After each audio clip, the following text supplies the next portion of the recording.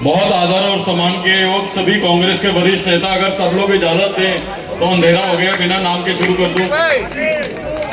सामने उपस्थित बहुत ही सम्मानित साथियों, मैं हृदय की गहराइयों से आपका स्वागत करता हूं और धन्यवाद करना चाहता हूं कि दोपहर 2 बजे से आप लोग इतनी बड़ी संख्या में बैठे हो, तो आपका मैं दिल की गहराइयों से धन्यवाद करना चाहता हूं। जहां सुरेंद्र जी का धन्यवाद करना चाहता हूं, वहीं आप सब लोगों का भी धन्यवाद करना चाहता हूं।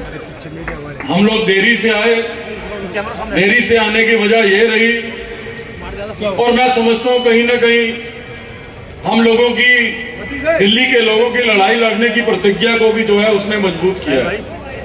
आज ब्रिटानिया चौक हो, मधुबन चौक हो, रिठाला मेट्रो स्टेशन हो, तमाम जगह पे सैकड़ों लोग, जिस तरीके से सैकड़ों कांग्रेस के कार्यकर्ता, सैकड़ों वहां के लोकल निवासी सड़कों पे आए थे, उनसे मिलते मिलते हम भाई देवेंद्र यादव जी, उदित राज जी, अरुण जी, मंगलराम सिंघल जी, डॉक्टर नरेंद्र नाथ जी पहले ही आ गए थे यहाँ पे, अनिल भारद्वाज जी, कमलकांत जी, अमित मलिक जी, हरिशंकर गुप्ता जी, करण सिंह जी, तमाम हमारे साथी यहाँ पे जो बैठे, मुकेश शर्मा जी मेरे साथ थे, राजकुमार चौहान जी मेरे साथ थे।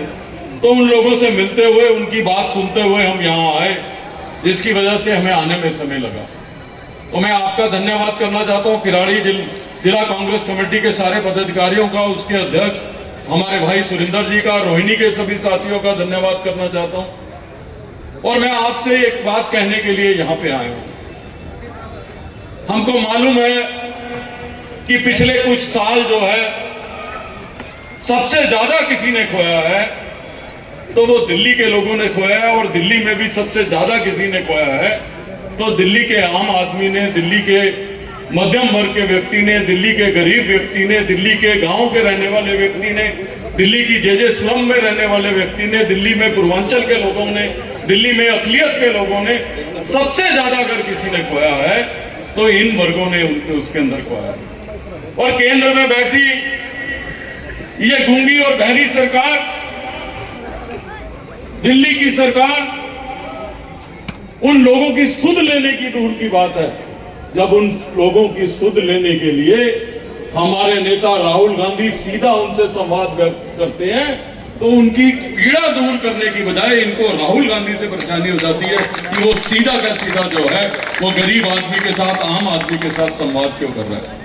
और मैं आप लोगों से ये कहना चाहता हूं, दिल्ली के प्रदेश, आज हमने इस रैली का नाम भी प्रतिज्ञा रैली इसलिए रखा है कि हम आपसे ये कहने के लिए आए हैं कि हमारा नेता राहुल गांधी तो आपकी लड़ाई लड़ रहा है, कांग्रेस का प्रत्येक कार्यकर्ता उसी मजबूती के साथ आपकी लड़ाई लड़ेगा जिस मजबूती के साथ राहुल गांधी आपकी आवाज उठा रहे हैं, राहुल गांधी आपके लिए लड़ाई लड़ रहे हैं। मैं आपसे ये कहने के लिए आया हूं, हमने भवाना क्षेत्र इसलिए चुना है इस रैली के लिए कि इस सरकार के राज में अगर सबसे ज्यादा किसी का नुकसान हुआ है तो वो किसान का और जवान का नुकसान हुआ है।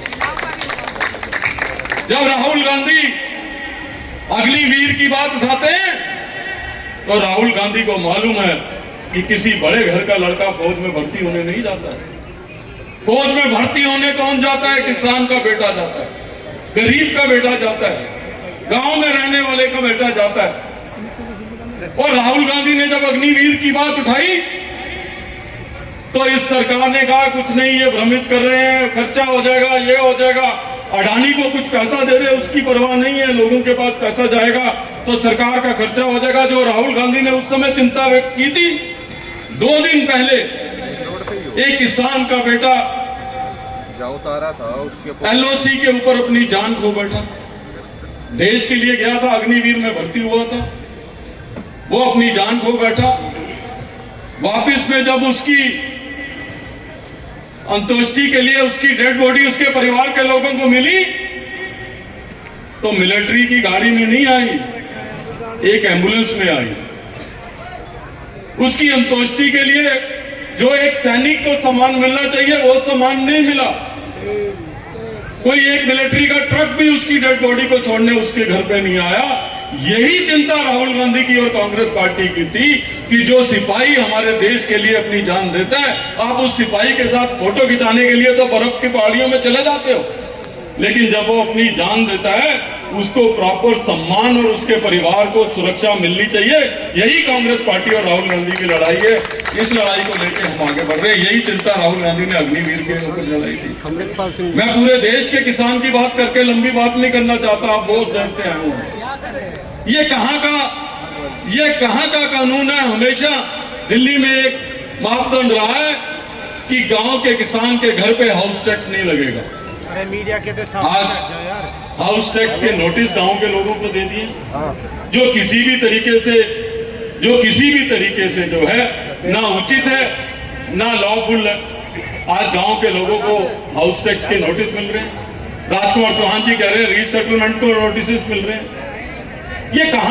ये कौन सी गरीबों की सरकार है? आप एक तरफ कह रहे हैं कि हम गरीब, हम जो है मुफ्त बिजली देंगे, मुफ्त पानी देंगे, हाउस टैक्स के नोटिस देके आप सब कुछ वसूल कर रहे हो।